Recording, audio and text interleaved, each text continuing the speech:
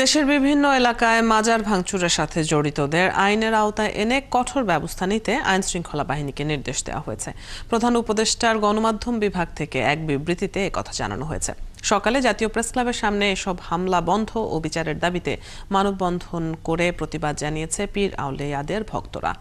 রহিম রুমনের প্রতিবেদন।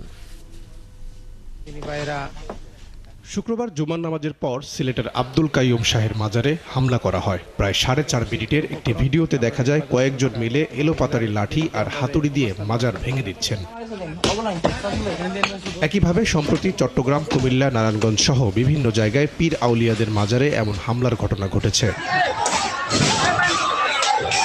সকালে জাতীয় প্রেস ক্লাবের সামনে সুফিবাদের অনুসারীরা মানববন্ধন করে জানান, এই দেশে শত শত বছর ধরে সুফিবাদ প্রচলিত আছে। অনেক মাজার এখন সাংস্কৃতিক ঐতিহ্যের অংশেও পরিণত হয়েছে।